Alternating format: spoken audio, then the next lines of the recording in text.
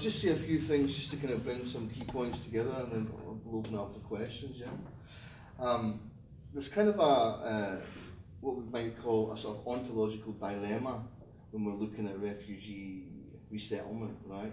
And refugees are often compared with migrants. There's a distinction made between migrants and refugees, and the key distinction really there, when you look at it, what's being said is that migrants voluntarily move. Okay, refugees are forced, involuntary, and that gets tied into so much of how it is that people relate to the distinction between, let's say, economic migrants of a specific class who are, encouraged to come, let's say, to somewhere like Canada or Europe, and refugees who are thought of as being people who need to be rescued. And that creates a sort of ontological dilemma for researchers, because on the one hand, you want to be able to look at the specificities of a refugee's experience, the specifics that people have been through in coming through that process. But on the other hand, not deny them the personhood that migrants are given in terms of being autonomous actors. So there's there's quite a difficult balance to strike there in how you look at it and how you try to understand what's going on with perception. And we had to find a way of being able to accommodate people saying to us, I went through a voyage of death. And coming to Canada, I went through a voyage of death to come here. And not allowing that voyage of death to pathologise those people when they come as being traumatised victims to be saved, because that's not what they wanted.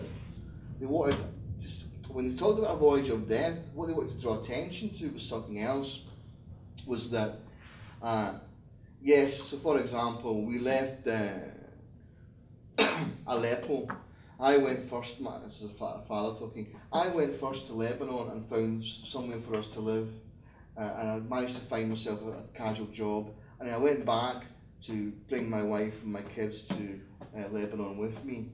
And what he's saying there is, me as a father, my role as father, as protector, as breadwinner, etc., went back. I made a series of decisions, against the conflict. So what he's saying there is that when being confronted by conflict, what the conflict is saying to me is, you do not have the eligibility to exist, right? You do not have the eligibility to exist or the authority to act as a person with a life that should be respected. We're going to annihilate you. That's what a conflict is. One group saying to another, we're going to annihilate you, right?